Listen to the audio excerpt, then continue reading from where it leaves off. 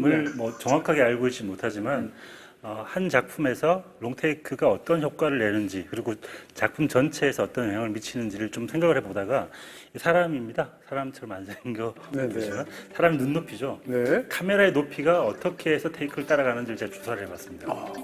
그래서 제가 가장 극단적으로 이제 악의 손길, 네, 네. 오스웰즈 작품은 네. 굉장히 유려합니다. 카메라가. 그렇죠. 이 가슴께부터 카메라가 시작하여서 인간의 시선보다 약간 높은 곳에서 계속 카메라가 유지가 돼요. 후방. 네. 네. 약간 높은 정도에서 계속 카메라가 이어지면서 네.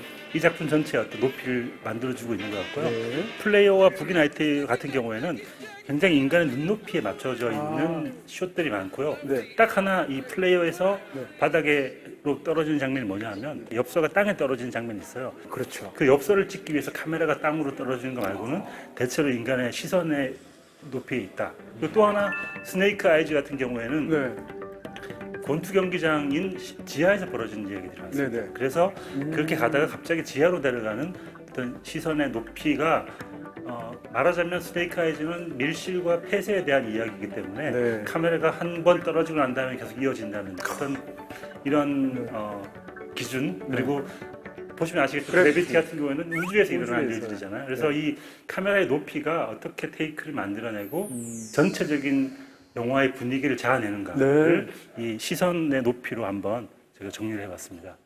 뭐 거의 뭐 중베스키가 온 것 같아. 루베스키가 아니라. 야, 어떻게 이런 또 전문적인. 더욱 선을 그리고 싶은데 네. 간략하게 이제 만들어 놀랍습니다. 그 카메라의 높이에 따라서 과연 이것이 그래프로는 이렇게 표현되는데 실제 영화에서는 어떻게 되실지는 이제 화면을 보시면서 저희가 설명을 드리면 아실 수 있을 것 같고요. 야, 진짜.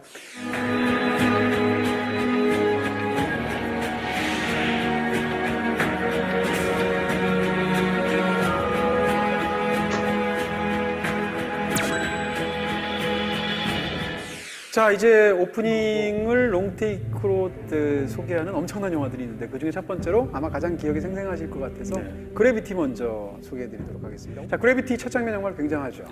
네. 보는 순간 네. 압도되어서 거의 한 12분 동안 이 지속되는 순간 숨을 멎게 하는 장면인데 저는 그런 생각을 해봤습니다. 네. 왜 오프닝부터 롱테이크를 쓰는가? 바로 그겁니다. 네. 네. 왜냐하면 영화라는 건 시간의 예술이잖아요. 시작하는 시간부터 런닝타임이 지속될 때 똑같은 시간을 경험하게 함으로써 몰입도를 높일 수 있겠구나라는 생각을 해봤습니다. 맞습니다. 이 얘기를 제가 영화평론가니까 약간 있는 척 전문적으로 이렇게 포장을 하면서 얘기하면 그걸 영화용어로 디제시스적 시간이라고 얘기합니다. 네. 디제시스적 시간이라는 건 뭔가 하면 그 영화의 그 프레임 안에 들어가서 그 안에서 흐르는 실제 시간. 네. 다시 말해서 영화 속에서 지금 롱테이크 한 12분 정도 흐르잖아요. 그렇죠. 그럼 영화 속 인물들은 12분 동안 그 일을 겪은 거지 않습니까? 그게 이제 디제시스적 시간이고 비디제시스적 시간이라는 건 뭔가 하면 그 바깥에서 관객이 체험하는 시간. 근데 관객도 역시 그걸 12분으로 체험하잖아요. 그렇죠. 그러니까 어떤 영화가 한 인물의 80년간의 이야기를 2시간 동안 다루다고 하면 디제시스적 시간은 80년입니다. 그리고 비디제시스적 시간은 2시간인 거죠. 네. 근데 이 두 가지는 차이가 대부분의 영화들이 있는데 롱테이크를 많이 쓰면 쓸수록 이 격차가 줄어들게 되고 심지어 이런 영화에서 12분 동안은 비디제시스적 시간과 디제시스적 시간이 정확히 일치하게 되죠. 그래서 사실감이 생긴다 이런 얘기를 지금 사실은 해주신 겁니다. 그래서 제가 이제 포장을 한 겁니다. 잘 알지도 못하면서 이렇게 아니 정확하게 지금 짚어주신 거예요. 이거 그냥 막 쓰다가 맞춘 거예요? 아닙니다. 네, 정확하게 찌르신 거고 네. 이 장면을 먼저 잠깐 설명할 필요가 네. 있겠죠. 지구 바깥에서 우주 공간에서 이제 허블 망원경을 수리하는 일을 네. 우주에 처음 나가는 라이언 박사가 하고 있죠. 같이 일하는 사람이 이제 맷인데 이 사람은 베테랑이니까 우주에 너무 많이 나왔으니까 처음부터 계속 수다를 떱니다. 네. 그렇게 한가롭게 작업을 하다가 갑자기 저 멀리 있는 러시아 위성이 터지게 되고 그 파편이 잔해가 날아옴으로 인해서 이들이 갑자기 큰 위기를 겪으면서 사고가 시작되는 장면이 단 하나의 쇼트에 커트 한 번도 없이 12분 동안 지속되게 되죠. 정말 정교한 계산이 담겨있는 SF 촬영에 있어서 어떤 하나의 그 전환점을 이루는 그런 촬영이라고 말할 수 있을 것 같고요. 어쨌건 이 장면을 골랐을 때 단순히 우리가 오늘 이 보여주는 5가지가 기술적으로만 어렵다거나 혹은 현란하게 찍었다거나 그래서 만약에 중요하다면 영화 역사에서 그렇게 논의가 되지 않았겠죠. 네. 이런 미학적인 그리고 테크닉적인 기술적인 목표가 철저히 그 영화의 어떤 핵심하고 닿아 있다는 측면에서 굉장히 놀라운 장면들이라는 얘기고요. 네. 첫 번째 그래비티 그런 방면을 말씀드린다면 이 영화의 주제에서 가장 중요한 게 뭐냐? 인물과 공간에 대한 관계, 혹은 인물과 인물에 대한 관계가 이 영화의 핵심입니다. 이 영화에서 시작해서 보면 라이언 박사가 이 우주로 작업을 하기 위해서 나온 이유가 뭔가 하면 지구가 싫어서, 지구가 싫은 이유는 거기서 자기 딸이 죽었기 때문에, 자기가 딸이 죽고 사람들이 위로하는 소리도 막 듣기 싫어서 라디오를 들어도 DJ 멘트가 없는 음악 전문 방송만 들었어요. 그렇게 나왔는데 하필이면 떠버린 내신 사람이 계속 떠드는 거죠. 네. 그러면 이 주인공인 라이언 박사 입장에서는 어떨까? 그 말을 하나도 안 들으면서 곁다리로 들으면서 작업을 하지 않겠습니까? 관객이 똑같습니다. 이 장면을 딱 보면, 영화를 보면 관객이 예열할 시간이 필요한데 별 중요하지도 않은 수다를 계속 떠듭니다. 심지어 휴스턴에서는 그 얘기 옛날에 했던 얘기라고 그 얘기를 하죠. 그렇습니다. 바로 그런 의미에서 관객 입장에서도 그 얘기가 대체 무슨 얘기인가 이렇게 하고 심드렁하게 듣게 되는데, 그게 주인공의 상황하고 똑같다. 네, 저는 이 시나리오 영화를 보면서 영화 시나리오를 생각해 볼 때 정말 잘 만든 시나리오라는 생각이 드는데, 네네, 말씀해 주신 맞습니다. 것처럼 앞쪽에 그 조지 클루니가 얘기하는 부분이거든요. 근데 그게 영화와 상관이 없어 보여요, 처음에는. 정말 수다스럽고 그렇죠. 그냥 아무 얘기도 아닌 것 같은데, 네. 소설 작법에서도 어떤 중요한 주제를 뭐 주제라고 밑줄을 쳐가면서 쓰는 대사들이 있잖아요. 그런 대사들은 사실은 다 쓰레기들이거든요. 네네. 아무 얘기도 아닌 것처럼 얘기하다가 나중에 그 이야기들이 중요하게 되는 그 떠벌이 같은 그런 이야기, 수다의 향연들이 저는 정말 중요한 대사인 것 같은데, 이 영화에서 초반에 나오는 대사들은 정말 압도적으로 잘 만든 대사인 것 같습니다. 그 제목이 그래비티잖아요. 중력이잖아요. 영화가 딱 시작하는 이 롱테이크 첫 장면에서는 중력이 없는 상황에서 벌어지는 일이고, 중력이라는 건 타인과 타인 사이의 관계, 사람과 사람 사이에서 서로 끌어다니는 관계, 혹은 공간, 여기서 공간이라는 것은 지구죠. 지구는 다시 말하면 삶의 터전 자체 같은 거거든요. 그랬을 때 그 지구로부터 이 라이언이 얼마나 멀리 떨어져서 이 작업을 하고 있는가를 12분간에 걸쳐 생생하게 보여주는 거죠. 이렇게 공간과 세계와 삶의 관계, 혹은 삶과 삶과의 관계를 하나의 롱테이크를 통해서 12분 동안 보여줌으로 인해서 그것을 절묘하게 코멘트하면서 영화가 딱 시작하고 있는 거죠. 롱테이크 역사를 가만 생각해 보면 사실은 영화의 시작은 롱테이크였어요. 그렇죠. 최초 영화를 생각해 보시면 기차. 류네르, 그렇습니다. 기차의 도착이라는 장면 한번 생각해 보세요. 영화를 보면 그 영화에는 편집이 없습니다. 촬영한 거를 그대로 사실상 앞뒤를 그대로 잘라서 그냥 상영한 거예요. 한 1분 정도 되는 영상을. 그런 면에서 본다면 최초의 영화는 원신 원쇼트였다. 롱테이크였다. 그러다가 처음에 영화가 10년, 20년 지나게 되면서 초기 역사에서 이 쇼트의 길이가 점점 줄어들게 됩니다. 왜냐하면 그래야 훨씬 더 탄력 있는 긴장을 만들어낼 수 있으니까. 근데 그러다가 이 줄어들던 쇼트의 길이가 갑자기 다시 늘어나게 된 계기가 있어요. 그게 뭔가 하면 유성 영화의 시작입니다. 토키 영화의 시대가 나오니까 사운드를 집어넣어야 되는데 대사를 서로 이렇게 말하게 되고 음악을 넣어야 되고 하니까 그것을 특정한 쇼트에서 표현하려면 쇼트의 길이가 길어질 수밖에 없어요. 30년대에 다시 쇼트의 길이가 길어지다가 최근에 오면서 점점 특히 블록버스터가 되면 짧을수록 우리는 훨씬 더 자극적으로 보게 되잖아요. 그래서 4.71초까지 줄어들게 된 거죠. 어쩌면 VR의 발달이 롱테이크에 또 다른 변화가 생길 수도 있겠는데요. 그럴 수 있겠는데요. 네. 롱테이크를 자극하는 방식으로 진행될 수도 있겠다 그러네요. 싶은 생각도 네. 있고요.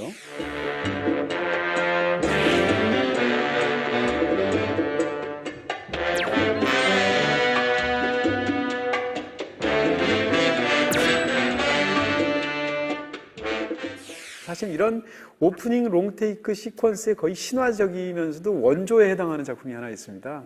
바로 이 작품 악의 손길입니다.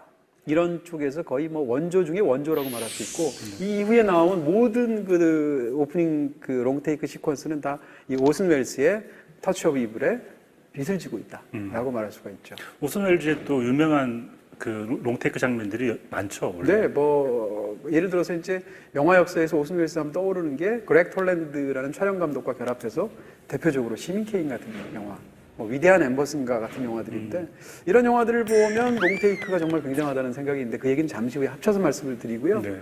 일단 악의 속길의 첫 번째 장면을 설명을 드리겠습니다. 이 장면은 굉장히 어떻게 보면 간단한 그런 전형적인 스릴러 영화의 시작이에요. 그렇죠. 시작이 되면 누군가 얼굴이 보이지 않는 범인이 폭탄을 만지고 있고 그 시한폭탄을 차에 장착하고 도망을 가면 그 차에 두 남녀가 타게 됩니다.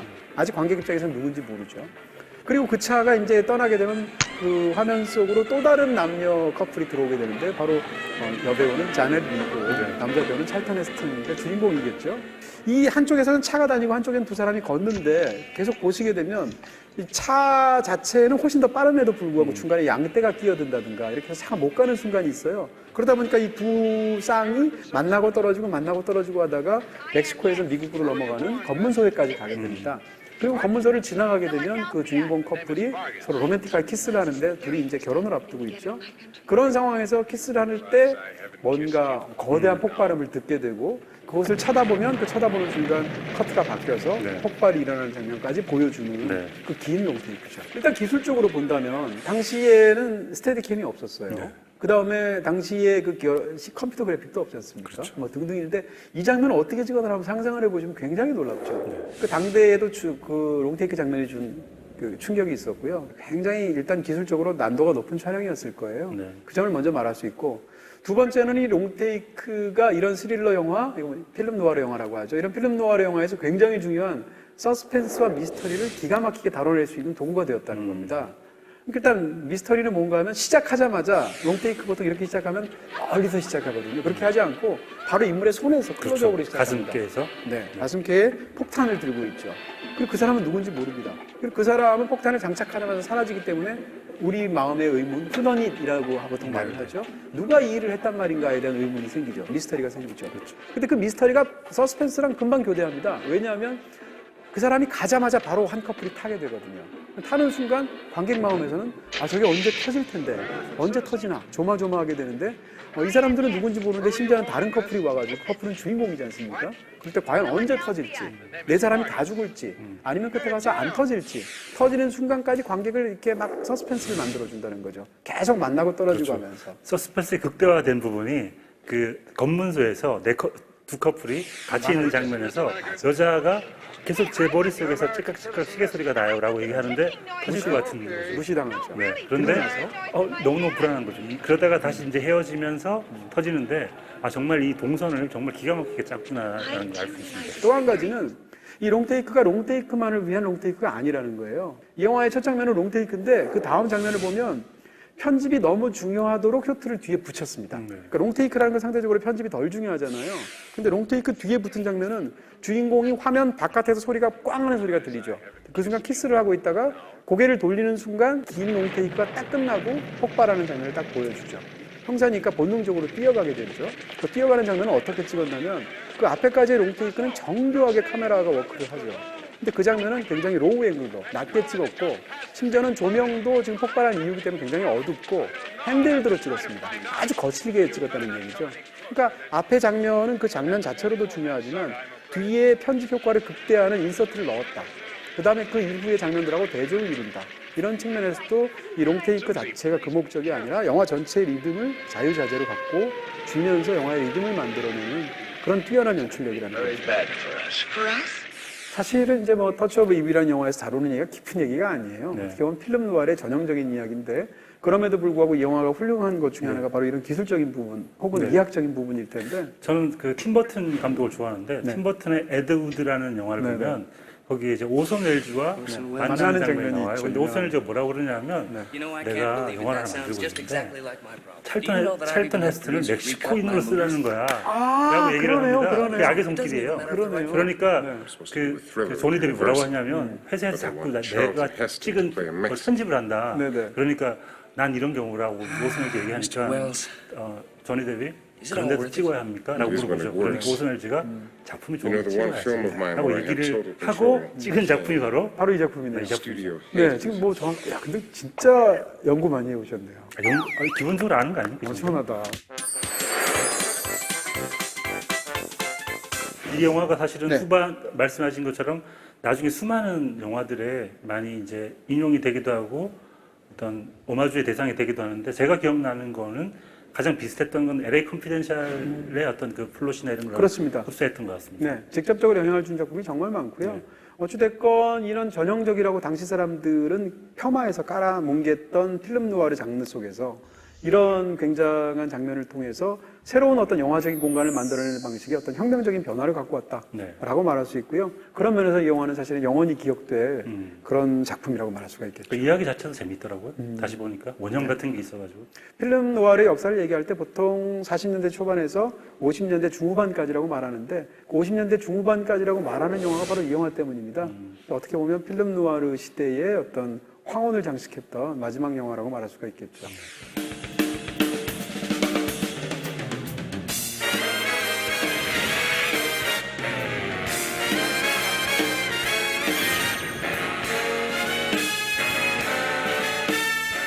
자, 이제 베스트 5 중에서 세 번째 작품을 소개해 드릴 건데 플레이어입니다.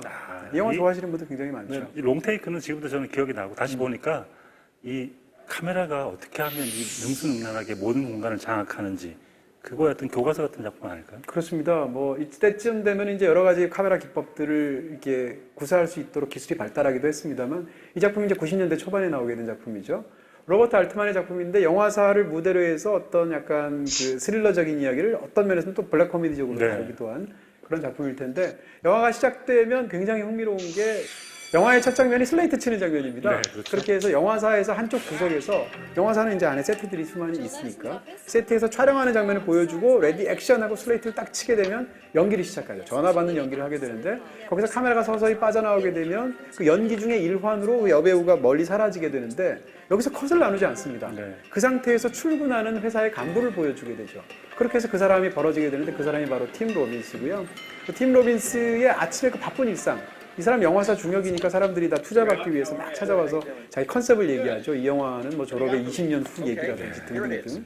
그래서 바쁜 일상을 보내게 되는데 그것을 종횡무진 그 스튜디오를 오가면서 카메라가 중계를 하게 되는데 그 과정에서 사건이 시작이 되죠. 그래서 어떤 누군가가 협박의 메시지를 보내게 되고 그러면서 주인공이 이게 무슨 사건이야 라고 하면서 그 모든 일들이 사실은 하나의 쇼트 속에 담겨있는 여기에서 제가 보기에는 이동진 작가님의 주도 면밀함이 왜 악의 손길 다음에 플레이어를 넣었는가? 왜 그런 것 같아요? 인용이 있죠. 네. 플레이어의 악의 손길에 인용이 있기 때문에 이렇게 연결하신 이제는 거잖아요. 다 읽히는구나. 네. 여기 근데 제가 알기로는 여기 나오는 거의 모든 대사들이 네.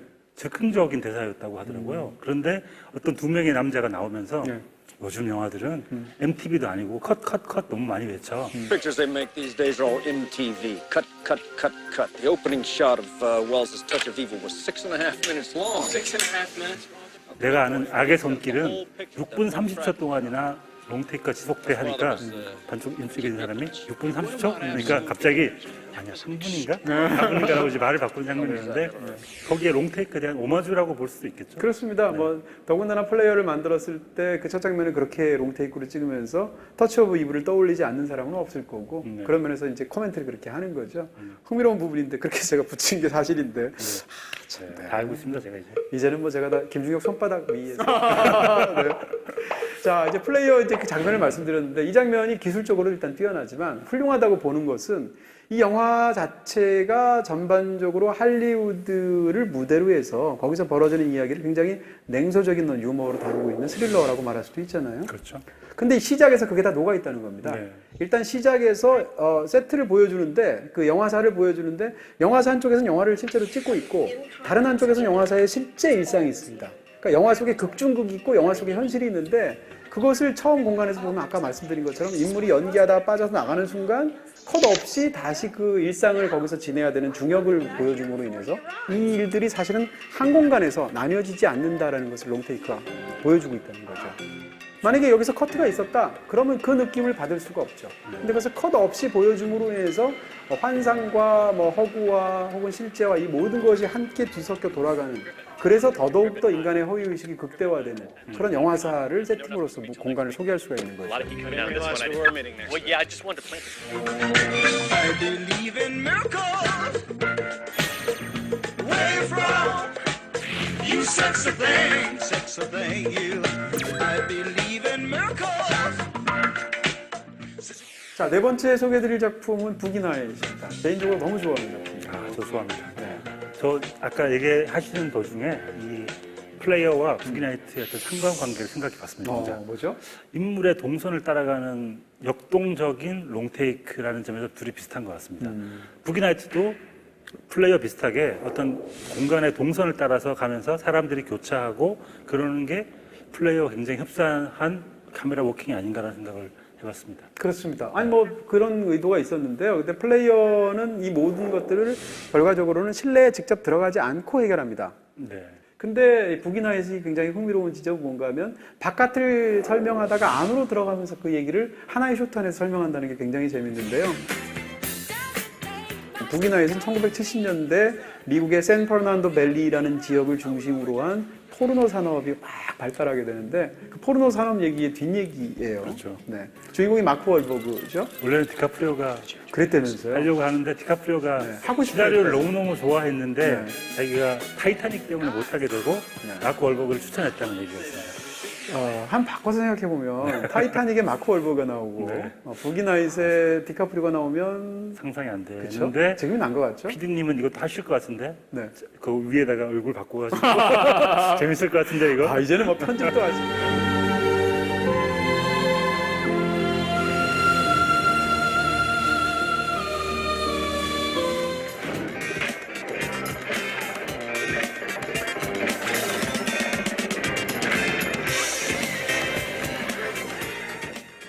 영화가 시작이 되면 북이나잇이라는 네온 사인 간판부터 보여주게 되죠. 그러면서 거리를 쫙 활기차게 보여주는데 굉장히 잘 나가는 것으로 보이는 어떤 클럽 같은 데에 이렇게 줄지어서 입장을 기다리는 사람들이 보이고 거기서 차에서 딱 내려서 두 사람이 들어가게 되는데 바로 이 영화의 주인공들 중에 두 명이라고 말할 수 있는 줄리언 무어, 네. 그다음에 버트 레널즈가 나옵니다. 그러면 안에서 이제 루이스 구스만이 매니저 역으로 나와서 막 호들갑을 떨면서 두 사람을 인물을 딱 들여보내주면 보통 커트가 있어야 되죠. 근데 거기서 커트가 없어요. 아마도 크레인과 스테디캠을 결합했겠죠. 어찌됐건 이전의 영화에서는 거의 볼 수 없었던 그런 체험이기 때문에 굉장히 테크닉적으로도 훌륭하고요. 이 첫 장면은 사실상 공간을 설명하는 장면이기도 하지만 영화에서 나오는 중요 인물들을 이 첫 번째 하나의 숏 안에 다 설명을 합니다. 네. 루이스 구스만 나오죠. 그 다음에 두 명이 내리는 그 두 남녀 배우가 나오죠. 그 두 인물을 살짝 보여주면서 전체의 떠들썩한 그 술집 분위기를 보여주는 듯 하다가 롤러걸이 나옵니다. 그렇죠. 영화에서 제일 유명하다고 할 수 네. 있는. 헤더 그레이엄이 롤러를 타고 나오게 되고 잠깐 이야기를 나누다가 화장실 간다고 가게 되면 그 인물을 따라서 뒷모습을 가다가 마지막 순간에 거기서 묵묵히 주방 일을 하고 네, 있는 주방 일을 하고 있는 그 주인공이 마크 월버그를 월버그. 보여주면서 롱테이크 끝이 나죠. 그렇습니다. 이 영화에서 굉장히 중요한 것 중에 하나가 뭔가 하면 70년대 포르노 산업이 갖고 있는 굉장히 화려하면서도 현란하면서도 경박하면서도 떠들썩한 분위기. 네. 거기서 그런데 잔뜩 취했다가 결국은 전락의 길을 걷다가 다시 재기하려고 하는 한 남자의 이야기거든요. 그랬을 때 이 첫 번째 쇼트가 보여주는 그 현란한 카메라 워크와 안팎을 대비하는 방식과 그 떠들썩한 인물들을 중계하는 방식 같은 것이 사실은 이 영화 전체가 다루고 있는 그 핵심적인 분위기다라는 네. 측면에서 훌륭하다는 거죠. 전 촬영 감독이 누군지 봤더니 로버트 엘 스미스라고 최근에 제가 재밌게 봤던 나이트크롤러의 촬영 감독이더라고요. 네. 근데 나이트크롤러를 보면 마치 그 카메라를 어떤 총처럼 이용하는 그런 또 주인공들이 나오잖아요. 그렇습니다. 그런 것처럼 이 카메라에 대한 어떤 그 데오 윌비 블러드도 이 분의 작품이었던 것 같은데 카메라를 굉장히 살아있는 생명체처럼 이용을 하시는 그런 감독이 아닌가라는 생각을 해봤습니다. 네, 워낙 유명한 감독인데 사실은 나이트크롤러의 촬영은 좋기도 하면서 한편으로는 안쓰럽기도 해요. 네. 왜냐하면 제작비가 적어서 그 환경이 충분히 구비되어 있지 않다는 것을 보여주는 장면들도 실제로 있습니다. 네. 그럼에도 불구하고 아까 말씀하신 것처럼 수잔 손택이 왜 카메라를 총애하기 위해서 유명한 글을 썼잖아요. 네. 그런 측면에서도 굉장히 훌륭한 부분이 열어놨어? 있는 것 같습니다.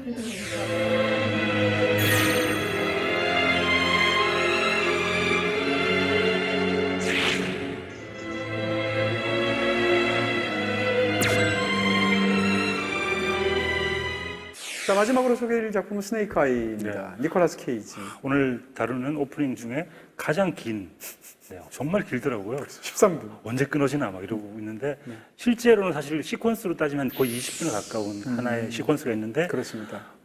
사실은 이게 제가 보기에는 가장 중요한 오프닝이 아닌가 싶어요. 왜냐하면 그러니까 잘 찍었다는 의미가 아니고 네. 영화의 내용과 가장 부합되는 오프닝이 아닌가 싶어요. 그 오프닝이 계속 반복되어서 쓰이게 되기 때문에 맞습니다. 그만큼 중요한 장면이 아니었나. 저는 사실 스네이크 아이가 그렇게 훌륭한 영화라고 생각은 네. 안 합니다. 여기 나머지 4편들은 진짜 훌륭한 영화들인데 그럼에도 불구하고 이 오프닝 시퀀스, 롱테이크 시퀀스만큼은 정말 굉장하다고 생각이 들고요. 이 영화를 만든 장면은 이제 감독은 브라이언 드팔마인데 유명한. 스타일리스트이고 테크니션으로 유명하죠. 유명한데 이 장면을 먼저 첫 장면을 간단히 설명을 드려야 될 것 같습니다. 권투 경기, 헤비급 경기가 벌어지게 되고 거기를 굉장히 부패한 형사라고 말해야겠죠. 니콜라스 케이지가 들어가서 가게 되는데 거기 갔다가 오랜만에 옛 친구를 만나게 되는데 이제 게리 시니지죠. 네. 근데 이 사람은 원래는 그 군 장교 출신이지만 지금은 경호원이 되어 있고 그날 경호를 누구를 하냐면 경기를 보러 온 국방부 장관을 경호하고 있습니다.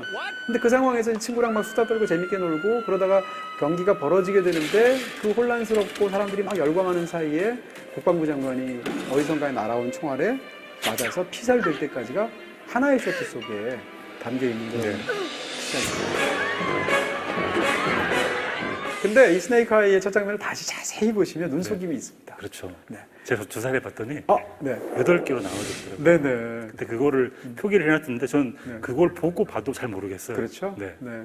그런 것으로 가장 최근에 인상적으로 만든 영화가 바로 버드맨이었었죠. 네. 버드맨 같은 영화를 보시면 영화 전체를 하나의 쇼트로 찍은 것처럼 눈속임을 하고 있지만 사실은 편집점들이 있죠. 네. 편집점을 감추는데 이 편집점을 감추는 것으로 전설적인 사람이 뭐 물론 히치콕입니다. 로프입니다. 로프는 8개의 쇼트로 되어 있는데 8개의 쇼트가 편집 없이 전체를 한 번에 찍은 것처럼 연출이 되어 있어요. 근데 사실은 필름이라는 게 옛날에는 이제 디지털이 아니고 필름으로 찍었으니까 필름 롤 하나가 길어봤자 10분입니다. 10분마다 롤 체인지를 해야 되는데 롤 체인지를 하게 되면은 커트가 있을 수밖에 없잖아요. 근데 그것이 싫었던 거죠. 히치콕은. 그래서 롤이 체인지 되는 순간에 카메라를 교묘하게 인물의 동선으로 가리는 방식으로 해서 그 영화를 보면 그냥 모르고 보면 처음부터 끝까지 하나로 찍은 것처럼 되어 있어요. 네. 근데 이런 방식을 후대에서 다 인용을 한 거죠. 지금 네. 이 영화도 그렇고 버드맨 같은 영화도 그렇고. 저도 예전에 로프를 볼 때 깜짝 놀랐던 기억이 납니다. 이걸 어떻게 이 모든 동선과 이걸 마치 연극처럼 하나의 장면으로 다 만들었단 말인가라고 생각을 했다가 몇 년 후에 그걸 알게 되고 굉장히 큰 배신감이 배신감 자체가 정말 탁월하다는 얘기인 거고 이 영화를 보시게 되면 초반에 모니터를 바꾸면서 인물 등장할 때에 뭐 예를 들면 편집점이 있습니다. 네. 어두운 공간을 이용해서 그 다음에 이제 카메라 용어는 스위시펜이라고 하는데 휙휙 돌릴 때 그렇죠. 그럴 때 편집점을 만들어낸다. 버드맨도 마찬가지인데요. 이런 식으로 해서 얼핏 보면 13분 동안 정말 커트 한 번 없이 한 번에 찍은 것 같지만 사실은 몇 번의 커트가 있었고 근데 그 커트를 속이면서 없는 것처럼 만들어냈다는 것도 기술적으로 굉장하고요. 이걸 찍을 때를 한번 상상을 해보면 얼마나 많은 엑스트라가 있습니까? 그러게요. 권투 그 경기장에 수많은 그렇습니다. 엑스트라를 다 통제를 해야 되기 때문에 네. 그리고 또 이제 그 계단으로부터 시작해서 심지어는 용의 잠정을 때리는 장면부터 시작해서 이 13분짜리 하나의 숏 안에 수많은 이야기들이 있는데 그거를 이렇게 딱 그 종횡무진하면서 만든다는 것 자체가 사실은 굉장한 부분이 있고요. 네. 그리고 아까도 얘기했듯이 영화의 핵심적인 부분하고 굉장히 비슷해서 이 13분 안에 벌어진 일들이 사실상 이 영화 속에 등장하는 모든 사건의 사실은 거의 총체라고 말할 수 있을 정도로. 집에 가서 다시 한번 봐야 되겠어요. 대체 네. 어디서 끊어졌는지 밝혀내보면 알겠어요. 아, 그렇게 하시게 되면 또 배신감 느껴지십니다. 네.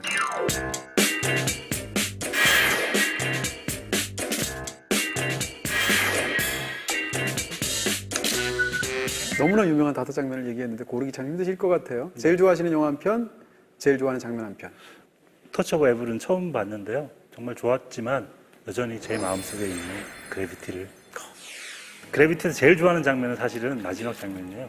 산드라 물속에서 나올 블록이 때. 물속에서 나와서 처음으로 이렇게 이제 중력에 의해서 한번 일어나려고 하다가 넘어집니다. 그 넘어지고 나서 산드라 블록이 피식 웃죠. 웃어요. 하하 이러고 웃죠. 그 다음에 일어나서 걸어가는데 종아리를 비추죠. 그 장면은 정말 결국 종아리 얘기하려고.